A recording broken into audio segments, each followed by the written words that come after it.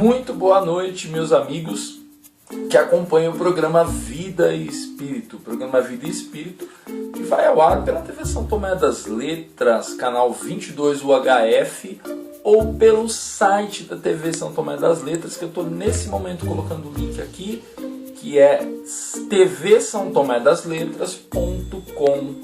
E aí você acessa lá no horário, toda sexta-feira às 22 horas, e você acompanha o nosso programa Vida e Espírito. Muito feliz em tê-lo aqui hoje. Muito bem, devo explicações. O que eu faço hoje com este instrumento musical aqui, que eu vou deixar vocês verem, né, dentro do que é possível na abertura da minha câmera. Bem, isso daqui é uma corá, é um instrumento africano de origens muito ancestrais, longínquas do povo africano. Esse instrumento ele tem uma ligação com o povo malinquê, né, que é a etnia que nós podemos entender hoje que é a região do Mali, na África, né, região do Subsaara, ali subsaariano, oeste africano, e é um instrumento de corte que era usado por aqueles músicos de corte que tocavam, né, e contavam histórias. É um instrumento de contador de histórias também. A corá tem 21 cordas, eu toco corá, né, tenho um trabalho com alguns instrumentos africanos, e essa canção que eu toquei para vocês agora se chama Kelefabá. É uma canção, né, um pattern, né, vamos dizer assim, tradicional da corá, e é um instrumento pouco conhecido no Brasil. E o porquê eu estou tocando corá hoje? Porque o tema do nosso programa de hoje é ufologia africana, né? Então tem tudo a ver com o nosso instrumento aqui que eu estou trazendo para vocês. É ufologia africana, pouco falado, né? Pelo menos eu ouvi falar pouco até hoje disso. E eu fui pesquisar algumas coisas interessantíssimas. Tenho certeza que você vai se impressionar com as informações que eu vou passar hoje. Então vamos acompanhar o nosso programa de hoje, que tem muita coisa, né? Já teve música e vai ter muitas outras surpresas. Vamos lá? Programa Vida e Espírito, com Rogério Temporim. Ufologia africana. Hoje nós vamos falar um pouco, né, da casuística ufológica africana. Na verdade, eu vou falar de dois casos interessantíssimos. Não são os únicos casos, são alguns dos casos, né? E existem muitos outros. Nós temos uma visão da África muito caricata, assim como se tem uma visão do Brasil também. Tinha uma amiga minha que morou em Nova York, ela trabalhou lá, e ela disse que eles perguntavam, quando ela falava que era do Brasil, ela falou: nossa, mas e como que é? Tem leão mesmo, né? Vocês vivem na selva mesmo? E ela ria às vezes, e eles estranhavam, porque eles achavam isso, né? Que realmente, inclusive que o chimpanzé, aqui é chimpanzé, elefante e tal. É uma visão caricata, e nós achamos que não temos, né? Nós achamos que quando se fala Amazônia, ou África, ou Rússia, nós já não criamos aquela imagem mental que foi massificada para nós. Claro que criamos. E a ideia de que na África só tem floresta e tambores é o que se pensa. Então normalmente não vai se pensar em muita coisa além disso, né? Numa normalidade, assim, vamos dizer, do senso comum.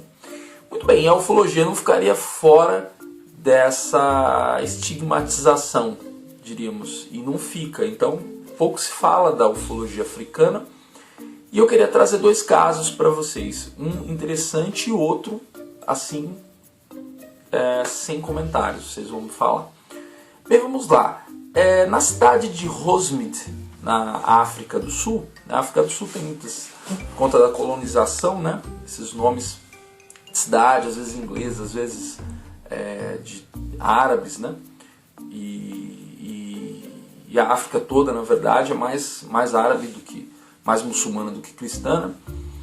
Mas na África do Sul, na cidade de Hogsmeade, em 1972, acontece um evento Muito interessante porque ele tem registros físicos, né? Ficam registros físicos. Pois bem, era um dia de 1972, eu vou deixar o link para vocês verem depois a matéria, uma das matérias que eu achei.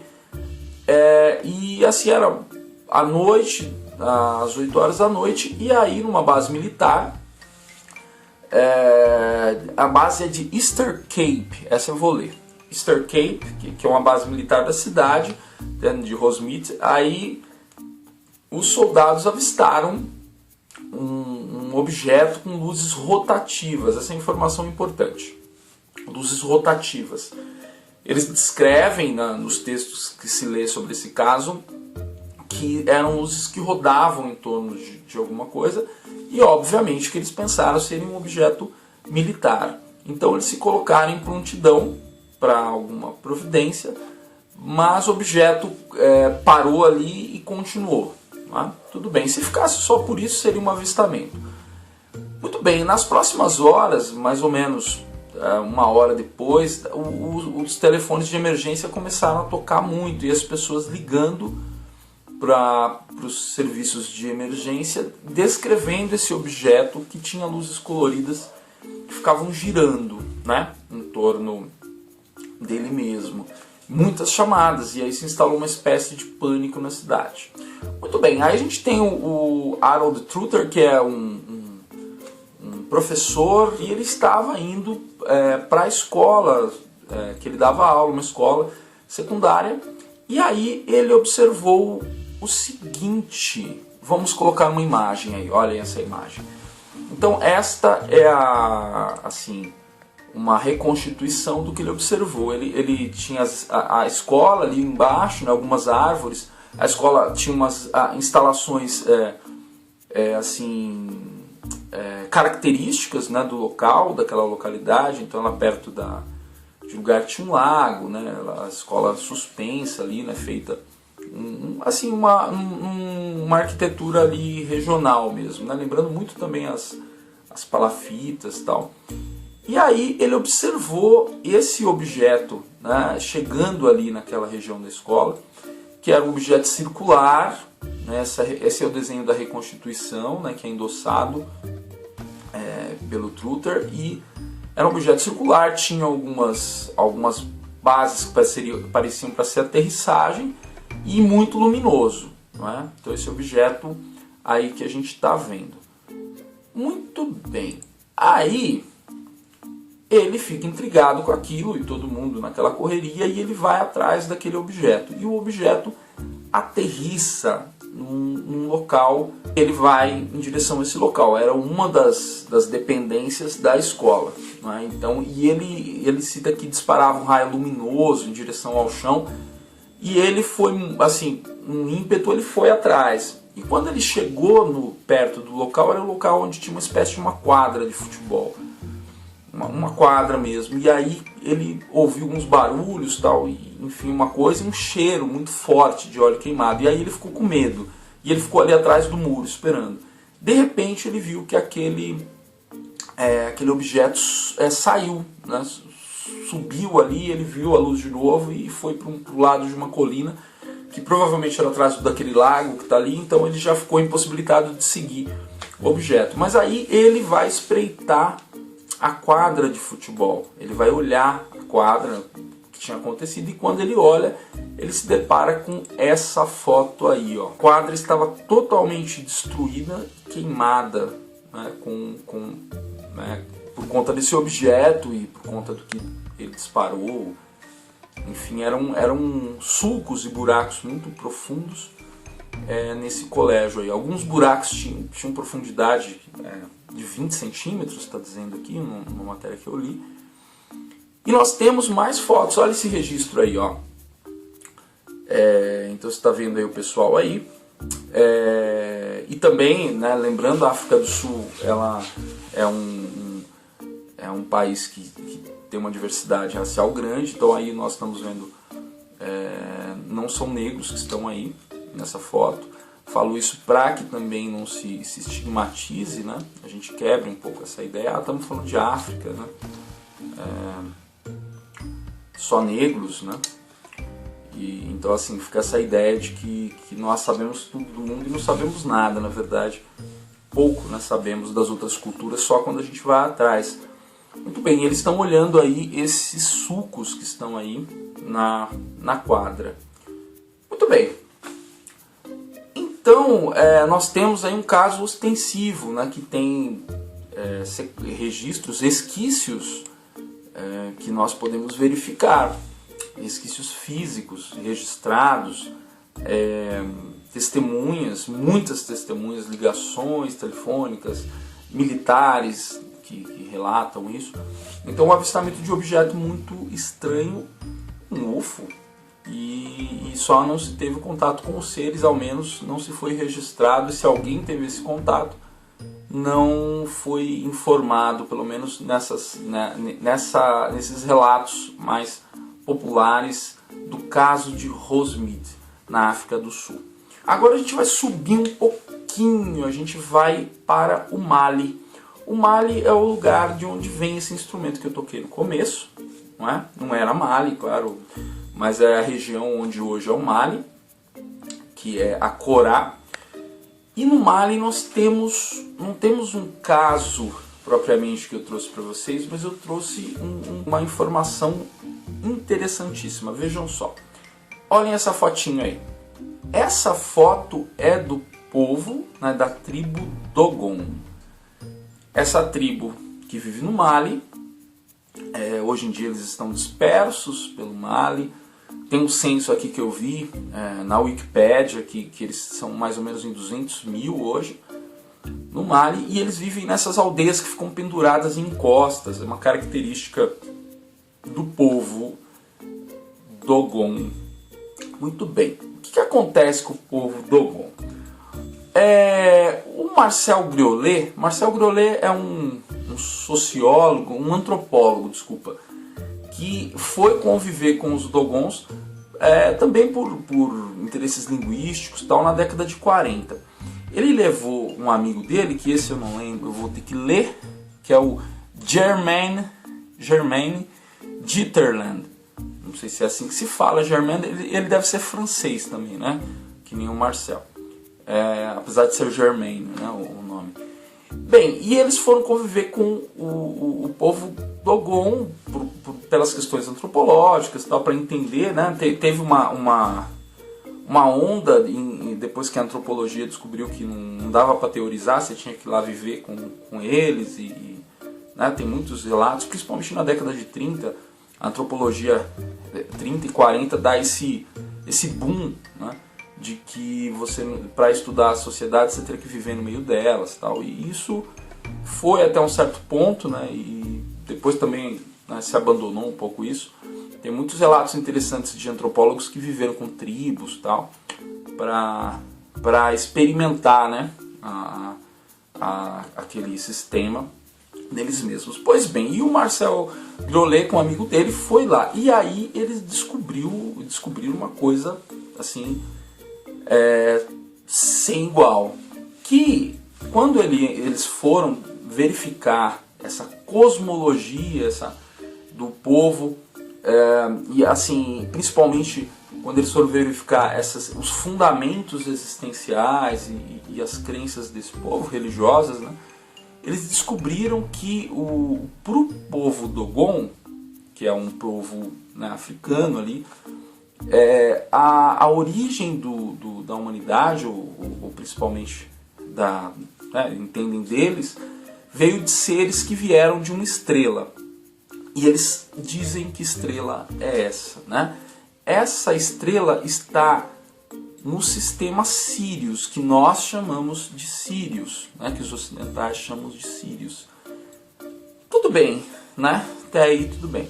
A questão é que as coisas vão um pouco além. E eles dizem qual a estrela do sistema Sirius de que vem esses deuses, né? Eles relatam que há 6.000 anos atrás, mais ou menos, eles tiveram um contato com essa civilização. Essa civilização desceu numa espaçonave, né, que eles não chamam assim, mas desceram num carro, né, do céu, que eles dão nome para esse carro, e que essa civilização, né, que eles chamam de deuses, deu para eles informações sobre o céu. E essas informações são sobre uma estrela da constelação de Sírios, da qual eles têm um mapa antiquíssimo.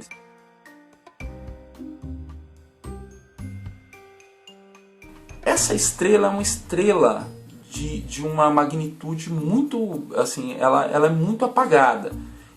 Tão apagada que não se deu para ver essa estrela antes dos últimos 150 anos. A astronomia só conseguiu descobrir essa estrela quando os telescópios já estavam mais potentes.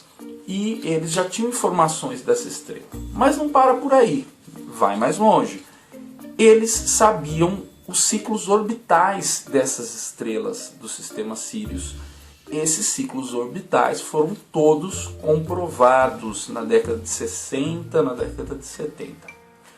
E eles fazem festas nas épocas em que se completam as revoluções desses ciclos, dessas estrelas.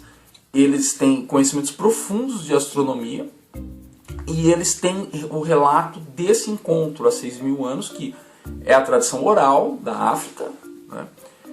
Assim, o conhecimento é passado de forma oral. Nós ocidentais, assim, vamos dizer assim, euro-ocidentais, temos essa ideia de que tem que ser tudo escrito, e em parte isso, Hegel fez a gente acreditar nisso, que os povos que não escreviam não tinham história, e só que, né, essa é uma maneira de ver as coisas. Então, assim, o registro, a história também é contada, né? Antes dela ir para o registro, ela é filtrada pelos interesses, nós sabemos disso, né? Então, quer dizer, eles têm um registro histórico deles, que é esse registro. Mas eles, ainda bem que eles tinham esse mapa de 500 anos. Por quê? Porque quando essa informação chega que havia uma tribo assim, que era isolada do Ocidente, não tinha contato, mesmo que tivesse, né? Assim, uma tribo que já tinha conhecimento ancestral de um sistema estrelar que a gente vai saber só na década de 60, como que era, entra em campo, obviamente, os detratores. E o Carl Sagan, né, o famoso Carl Sagan, ele, que é um cientista notável, mas aquela coisa, ele obviamente vai tentar desmontar isso. Então ele diz, a primeira teoria do Carl Sagan é que os Dogons tenham tido contato com os americanos, né, no século XIX, e os americanos teriam passado essas informações para eles. Bem, e aí aquele amigo do Marcel, que eu não lembro o nome, que é o Germain, rebate essa acusação, dizendo que nem os americanos tinham todas essas informações no século XIX e que eles não tinham tido contato com esse povo, e também que essas tradições eram muito seculares, né? O povo não ia aderir a essa cosmologia assim tão facilmente, colocar e se disseminar, ainda mais pensando num povo que está disseminado, né? Que não está junto. Mas o Carl Sagan disse, não, é isso, e aí o Marcel Griollet conseguiu, né, provar por A mais B quando ele mostra esse esquema de 500 anos atrás, já registrado pelos Dogons, do sistema completo Sírios, né? E aí, obviamente, que quem não quer acreditar não vai acreditar nunca. Eles se retiram da discussão. E aí nós temos então fica aí a veracidade, que não é possível de se refutar, de que eles tinham esse conhecimento avançadíssimo. Quem são esses seres? Esses seres, os Dogons chamam de Nomos. Essa espaçonave chegou, né, esse carro eu estou traduzindo dos nossos termos já, ela chegou um dia para esse povo e ela desceu do céu de uma outra luz, olha só. E eu vou deixar o link, vocês vão ler aí a história. E ela desceu de outra luz e esse carro, a espaçonave desceu, esses seres saíram. Enquanto esse carro desceu, essa outra luz estava lá em cima, esperando essa daqui, né? Quer dizer, eu vou deixar para vocês entenderem, interpretarem aí. Esses seres eram seres anfíbios, né? Eles viviam de uma estrela que tinha um planeta que é cheio de água. Essa é a informação dos Dogons na sua tradição secular, milenar. E esses seres eram brancos, né? Eram brancos e aí hoje em dia se interpreta como ariano, né? Então eram os arianos. Se mostra, tem um pesquisador, que eu vou pedir perdão porque eu não vou lembrar mesmo, mas que ele leva para os Dogons a foto de vários extraterrestres e o que eles identificam que pelo que eles conseguem interpretar das lembranças passadas, pelos os seus antecedentes, que são aqueles nórdicos, mas eram seres que viviam na água, eram anfíbios, né? E aí, claro, tem toda esse ruído que tem a nossa interpretação de uma informação que vem lá de trás, com outros valores, né, em outras línguas também, que tem os seus determinantes, e nós temos que traduzir para os nossos valores, para a nossa terminologia ufológica também. Então a gente vai pensar nesses termos, né? Bem, seja como for, temos aí um caso muito concreto, né, que escapa de todas as tentativas do cerco cartesiano aos eventos ufológicos. Convido você a ver os links que eu vou deixar aí, que é de onde eu retirei essas informações, e pensar por você mesmo sobre todas essas questões, principalmente essas dos Dogons, que é uma questão muito mais profunda do que um simples avistamento. Nós estamos falando de um registro que está no subsolo de um povo, um registro que, traduzindo para os termos atuais, não deixa dúvida do contato deste povo com seres de outro sistema estelar. Este foi o programa Vida e Espírito desta semana. Você se inscreve aí embaixo no nosso canal, acompanha os vídeos depois que eles vão ao ar na TV São Tomé das Letras, e também acompanha os outros vídeos que eu vou colocando aí. Você é super bem-vindo, desejo uma ótima semana para você. Vamos nos falando, pesquisando, pensando por nós mesmos, ok? Tudo de bom, muita paz, até lá!